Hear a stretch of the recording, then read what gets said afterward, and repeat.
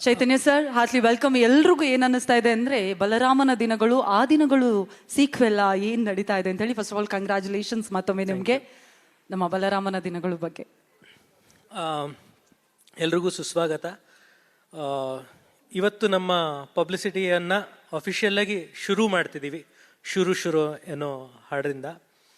ಇವತ್ತು ಸಂತೋಷ್ ಅವರ ಹಾಗೂ ಟಿ ಸೀರೀಸ್ ಅವರ ದಿನ. ಅವ್ರಿಗಾಗಿ ನಾವು ಈ ಇವೆಂಟನ್ನು ಹಮ್ಮಿಕೊಂಡಿರೋದು. ಆದ್ದರಿಂದ ನಾನು ಹೆಚ್ಚು ನಮ್ಮ ಸಿನಿಮಾ ಮೇಕಿಂಗ್ ಬಗ್ಗೆ, ಇತರ ಪಾತ್ರಗಳ ಬಗ್ಗೆ ಎಲ್ಲ ಮಾತಾಡೋದಕ್ಕೆ ಹೋಗಲ್ಲ. ಹೆಚ್ಚು ನಾನು ಇದರ ಸಂಗೀತದ ಬಗ್ಗೆ ನಾನು ಮಾತಾಡೋದಕ್ಕೆ ಇಷ್ಟಪಡ್ತೀನಿ. ಮೊದಲನೇದಾಗಿ ಶಮೀರ್ ಅವ್ರು ಕೇಳಿದ ಪ್ರಶ್ನೆ, ಇದು ಆ ದಿನಗಳು ಪಾರ್ಟ್ 2ನ ಅಂತ ಕೇಳಿದ್ರಿ. ಅಲ್ಲ, ಇದು ಆ ದಿನಗಳ ಇನ್ನೊಂದು ಕತೆ. ಆದರೆ ಆ ದಿನಗಳು ಸಿನಿಮಾದ ಪಾರ್ಟ್ 2 ಅಲ್ಲ. ಆ ದಿನಗಳು ಒಂದು ಅಥೆಂಟಿಕ್ ಕತೆ, ನಿಜವಾದ ಪಾತ್ರಗಳನ್ನು ಇದ್ದಂಥ ಕತೆ ಉಳ್ಳಂಥದ್ದು. ಆದರೆ ಇದು ಒಂದು ಕಾಲ್ಪನಿಕ ಕತೆ. ಇಲ್ಲಿ ಬರುವ ಯಾವ ಪಾತ್ರಗಳಾಗಲಿ ಸನ್ನಿವೇಶಗಳಾಗಲಿ ನಿಜವಾದಲ್ಲ. ಅದನ್ನು ಹೇಳಿ ಇನ್ನು ನಮ್ಮ ಈ ಸಿನಿಮಾದ ಸಂಗೀತದ ಬಗ್ಗೆ ಮಾತಾಡೋದಕ್ಕೆ ಇಷ್ಟಪಡ್ತೀನಿ. ಕೆಲವು ಸತಿ when I speak today I will speak in a mix of both languages so that our guests from outside also understand. Santosh understands Kannada. Raju has had a Bangalore connection because he started out his business here but then went on to become part of T-Series. But still I will mix both the languages. ಎಷ್ಟು ಆಕಸ್ಮಿಕಗಳಾಗುತ್ತೆ ಅನ್ನೋದಕ್ಕೆ ಒಂದು ಉದಾಹರಣೆ. ನಾನು ಆ ದಿನಗಳು cinema ಮಾಡಿದಾಗ ಒಬ್ಬರು ಯುವ ನಿರ್ದೇಶಕರು ನನ್ನ ಹತ್ರ ಬಂದು ನನಗೆ ಅಸಿಸ್ಟೆಂಟ್ ಆಗಿ ಸೇರ್ಕೊಳ್ತೀನಿ ಅಂತ ಕೇಳಿದರು. ಅವರು ಒಂದಷ್ಟು ಶಾರ್ಟ್ ಫಿಲ್ಮ್ಸ್ ಮಾಡ್ಕೊಂಡಿದ್ರು. ಅದನ್ನ ಆ ಫಿಲ್ಮ್ಸ್ನ ನಾನು ನೋಡಿದೆ. ತುಂಬ ಅದ್ಭುತವಾಗಿತ್ತು. ನಾನು ಹೇಳಿದೆ, ನನ್ನ ಹತ್ರ ನಿಮಗೆ ಕಲಿಯೋದೇನಿದೆ, ನೀವು ದಯವಿಟ್ಟು ಚೆನ್ನೈಗೆ ಹೋಗಿ much bigger industry Tamil cinema ಮಾಡಿ ಅಂತ. ಅವರು ತಮ್ಮ 3ನೇದು 4ನೇ ಸಿನಿಮಾ ಮಾಡಿದಾಗ ನನಗೆ ಇನ್ವೈಟ್ ಮಾಡಿ ಕಳಿಸಿದ್ರು. PVR ಅಲ್ಲಿ ಅವ್ರದ್ದೊಂದು ಸ್ಪೆಷಲ್ ಶೋ ಇಟ್ಕೊಂಡಿದ್ರು. ಆ ಸಿನಿಮಾ ನೋಡೋಕೆ ಹೋದೆ. ಆ ಸಿನಿಮಾನೇ ಜಿಗರ್ ತಾಂಡ, ಕಾರ್ತಿಕ್ ಸುಬ್ರಾಜ್ ಅವ್ರದ್ದು. ಆಗ ನಾನು ಮೊದಲನೇ ಬಾರಿಗೆ ಸಂತೋಷ್ ನಾರಾಯಣನವರ ಮ್ಯೂಸಿಕನ್ನು ಕೇಳಿದೆ. And I was blown by that music. ಯಾಕೆಂದರೆ ಅಲ್ಲಿನ ತನಕ ಇಂಡಿಯನ್ ಸಿನಿಮಾದಲ್ಲಿ ಬರ್ತಿದ್ದಂಥ ಮ್ಯೂಸಿಕ್ಗೂ ಸಂತೋಷ್ ಅವ್ರು ಕೊಟ್ಟಂಥ ಮ್ಯೂಸಿಕ್ಗೂ ಬಹಳ ದೊಡ್ಡ ಡಿಫ್ರೆನ್ಸ್ ಇತ್ತು. ಬಹಳ ಅಂದರೆ Young and Indian plus rock flavour ಇತ್ತು. ಆ ರೀತಿಯ ಒಂದು ಕಾಂಬಿನೇಷನ್ ನಾನು ಯಾವತ್ತೂ ನೋಡಿರಲಿಲ್ಲ. ಮುಂದೆ ಅಂದರೆ ಒಂದು 2 ವರ್ಷದಿಂದ ಶ್ರೇಯಸ್ ಅವರು ನನ್ನ ಹತ್ರ ಬಲರಾಮನ ದಿನಗಳು ಅಂತ ಒಂದು ಸಿನಿಮಾ ಮಾಡಬೇಕು ಅಂತ ಬಂದರು. ಆ ಸಿನಿಮಾದಲ್ಲಿ ಆ ದಿನಗಳು ಥರದ್ದೇ ಫ್ಲೇವರ್ ಇರಬೇಕು.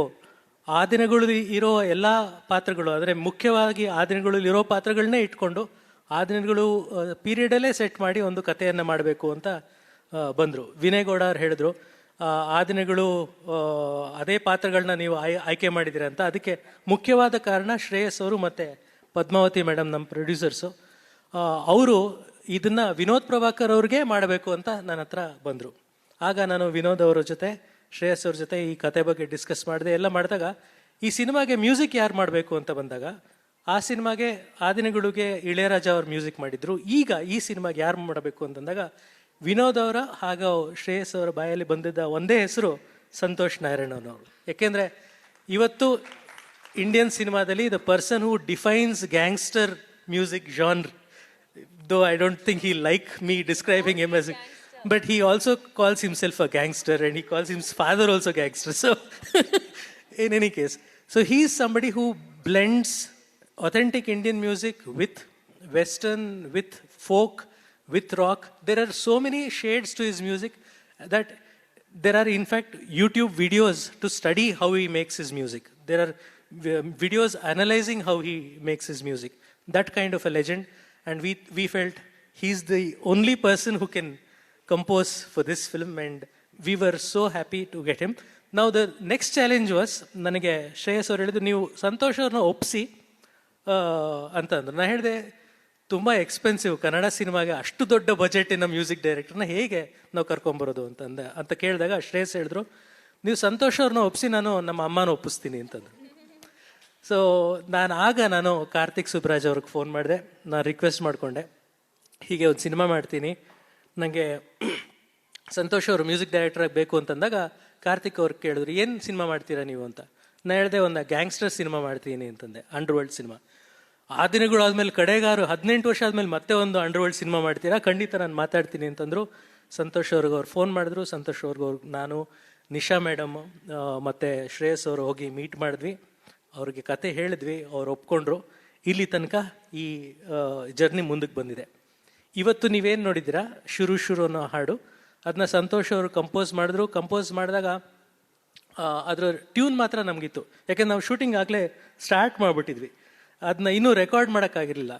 ಆ ಟ್ಯೂನ್ ನಾನು ಶೂಟ್ ಮಾಡುವಾಗಲೇ ನಾನು ವಿನೋದ್ ಅವ್ರಿಗೆ, ಪ್ರಿಯಾ ಅವ್ರಿಗೆ ಕೇಳಿಸ್ದೆ, ಜಯಂತ್ ಕಾಯ್ಕಿಣಿ ಅವ್ರಿಗೆ ಲಿರಿಕ್ಸ್ ಬರೆಯೋದಕ್ಕೆ ಕಳಿಸ್ದೆ.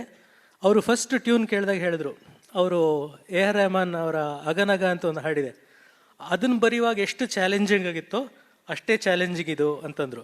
ಆಮೇಲೆ ಇನ್ನೊಂದೇನಂದ್ರೆ, ಜಯಂತ್ ಒಂದು ಸ್ವಲ್ಪ ಕಂಪ್ಲೇಂಟ್ ಮಾಡ್ತಾರೆ ಕೆಲವು ಸತಿ, how can he compose like this ಅಂತಂದ್ರು. ಹಂಗಂದ್ರೆ it's a very good song ಅಂತ ಅರ್ಥ, because he was challenged by the composition.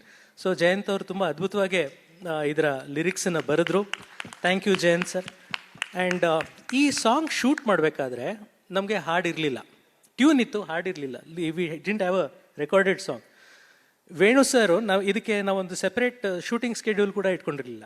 ನಾವು ಶೂಟಿಂಗ್ ಮಾಡ್ತಿರುವಾಗ, ಬೇರೆ ಬೇರೆ ಸೀನ್ ಶೂಟ್ ಮಾಡ್ತಿರುವಾಗ, ವೇಣು ಸರ್ ಎಲ್ಲರೂ ಒಂದು ಅದ್ಭುತವಾದ ಫ್ರೇಮ್ ಕಾಣಿಸಿದ್ರೆ ಅವ್ರು ಅದ್ಭುತವಾಗಿ ಮಾಡ್ತಾ ಇದ್ರು. ಅದನ್ನ ಆ ಫ್ರೇಮ್ನ ಅದ್ಭುತವಾಗಿ ಅವರು ಫ್ರೇಮ್ ಮಾಡಿ, ನೋಡು ಇದು ಚೆನ್ನಾಗಿದೆ, ಇದರಲ್ಲಿ ನೀನೇನಾದ್ರು ಮಾಡು ಅಂತ ಹೇಳೋರು. ಆಗ ನಾನು ವಿನೋದ್ ಅವ್ರಿಗೆ ಮತ್ತು ಪ್ರಿಯಾ ಅವ್ರಿಗೆ I would request them, see this is the frame and Venu has set this, what will you do? So they would decide, they would discuss amongst themselves and they would come up with something. ಅವರಿಬ್ಬರು ಸೇರ್ಕೊಂಡು ಏನೋ ಒಂದು ಮಾಡೋರು, ಅದನ್ನು ನಾನು capture ಮಾಡ್ತಿದ್ದೆ. ಹೀಗೆ ಪ್ರತಿ ಫ್ರೇಮಲ್ಲೂ ವಿನೋದ್ ಅವರು, ಪ್ರಿಯಾ ಅವರು, ಅವ್ರು ಏನೇನು ಮಾಡ್ತಿದ್ದಾರೆ, ನೀವೇನೇನು ನೋಡಿದ್ದೀರಾ ಸ್ಕ್ರೀನಲ್ಲಿ, ಒಂದು ರೀತಿ ಅವ್ರು ಇಂಡೈರೆಕ್ಟರ್ಸು. ಅದಕ್ಕೆ ಅವರಿಬ್ರು they have directed those actions. Venu has set those frames beautifully. ಆದರೆ ಅದಕ್ಕಿಂತ ಬಹಳ ಇಂಪಾರ್ಟೆಂಟ್ ಕಾಂಟ್ರಿಬ್ಯೂಷನ್ ಅಂದರೆ ನಮ್ಮ ಎಡಿಟರು ಸಂತೋಷ್ ಅವರು ಸಂತೋಷ್ ಅವ್ರು ಕಂಪೋಸ್ ಮಾಡಿದಂಥ ಹಾಡಿಗೆ, ಜಯಂತ್ ಅವ್ರು ಬರೆದಂಥ ಲಿರಿಕ್ಸಿಗೆ ಇವರಿಬ್ಬರು ಮಾಡಿದ್ದನ್ನು ಹೊಂದುವ ಹಾಗೆ ಅಷ್ಟು ಅದ್ಭುತವಾಗಿ ಪ್ರತಿ ಫ್ರೇಮಲ್ಲೂ ಅವರು ಜೋಡಿಸಿದ್ರು. ಅದರಿಂದ ಕಡೆಗೆ ಈ ಹಾಡಿನ ಸ್ವರೂಪ ಹೀಗೆ ಬಂದಿದೆ. ಇನ್ನು ಸಿನಿಮಾದ ಎಲ್ಲ ಹಾಡುಗಳು ಇಷ್ಟೇ ಚೆನ್ನಾಗಿದೆ, ಬಹಳ ಇಂಟ್ರೆಸ್ಟಿಂಗ್ ಆಗಿದೆ ಈ ಇಡೀ ಜರ್ನಿ. ಇದ್ರ ಬಗ್ಗೆ ಸಂತೋಷ್ ಅವರು ಇನ್ನೂ ಮುಂದೆ ಹೇಳ್ತಾರೆ. ಕಡೆಯದಾಗಿ ನಾನು ಹೇಳೋದು ಒಂದು ಮಾತೇನೆಂದರೆ, ನಮ್ಮ ಮಾಧ್ಯಮ ಮಿತ್ರರು ನೀವೆಲ್ಲರೂ ಬಂದೀರಾ, ಧನ್ಯವಾದ. ನೀವು ಯಾವಾಗಲೂ ಕನ್ನಡದಲ್ಲಿ ಬರುವ ಒಳ್ಳೆ ಸಿನಿಮಾಗಳನ್ನ ಪ್ರೋತ್ಸಾಹಿಸಿದ್ದೀರಾ, ಹಾರೈಸಿದ್ದೀರಾ. Padmavati films banner, Padmavati madam ಹಾಗೂ ಶ್ರೇಯಸ್ ಅವರು ಬಹಳ ಮಹತ್ವಾಕಾಂಕ್ಷೆ ಉಳ್ಳಂಥವ್ರು, ಬಹಳ ಆಸೆಯಿಂದ ಶ್ರದ್ಧೆಯಿಂದ ಈ ಸಿನಿಮಾನ ನಿರ್ಮಾಣ ಮಾಡಿದ್ದಾರೆ. ಒಬ್ಬ ನಿರ್ದೇಶಕನಾಗಿ ನಾನು ಹೇಳ್ಬೋದು, ಈಗ ಸಂತೋಷ್ ನಾರಾಯಣನ್ ಅವ್ರನ್ನೇ ಅವ್ರು ಕರ್ಕೊಂಬಂದ್ರು ಅಂತಂದರೆ, ಇದೇ ರೀತಿ ಶೂಟಿಂಗ್ ಮಾಡುವಾಗ ಎಲ್ಲೂ ಯಾವುದಕ್ಕೂ ಕಮ್ಮಿ ಮಾಡಲಿಲ್ಲ. ಒಂದೊಂದು ಫ್ರೇಮಲ್ಲೂ ಅವರು ಎಷ್ಟು ಚೆನ್ನಾಗಿ ನಮಗೆ ಬೇಕಾಗಿರೋದು, ಆ ಸಿನಿಮಾಗೆ ಕತೆಗೆ ಬೇಕಾಗಿರೋದನ್ನ ಸಲ್ಲಿಸಿದ್ದಾರೆ ಅಂತ ನಿಮಗೆ ಸ್ಪಷ್ಟವಾಗಿ ಕಾಣಿಸುತ್ತೆ. ಈ ರೀತಿಯ ಮಹತ್ವಾಕಾಂಕ್ಷೆ ಇರುವಂಥ, ಆಸೆ ಇರುವಂಥ, ಶ್ರದ್ಧೆ ಇರುವಂಥ ನಿರ್ಮಾಪಕರು ಗೆಲ್ಲಬೇಕು. ಈ ಸಿನಿಮಾ ಗೆದ್ದರೆ ಕನ್ನಡಕ್ಕೆ ಇನ್ನೂ ಹಲವಾರು ಸಿನಿಮಾಗಳನ್ನ ಇವರು ಮಾಡ್ತಾರೆ. ನಮ್ಮಲ್ಲೇ ಹೆಮ್ಮೆ ತಂದಂಥ KVN ಇರ್ಬೋದು, ಹೊಂಬಾಳೆ ಇರ್ಬೋದು, ಆ ಸಂಸ್ಥೆಗಳಷ್ಟೇ ದೊಡ್ಡದಾಗಿ ಈ ಸಂಸ್ಥೆ ಕೂಡ ಬೆಳಿಬೋದು. ಅದಕ್ಕೆ ನಿಮ್ಮ ಬೆಂಬಲ, ನಿಮ್ಮ ಪ್ರೋತ್ಸಾಹ ಬಹಳ ಮುಖ್ಯ. ನಿಮ್ಮ ಮೂಲಕ ನಾವು ನಮ್ಮ ಪ್ರೇಕ್ಷಕರನ್ನ ಮುಟ್ತೀವಿ.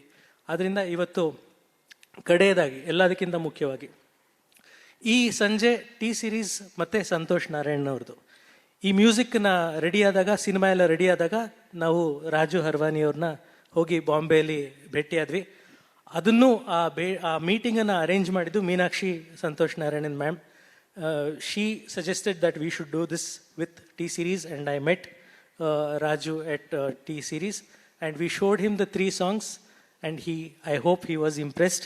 And yes, for the risk that we took in bringing such a big music director into Kannada, not in terms of talent but in terms of expenditure, that has been mitigated a lot by T series coming on board.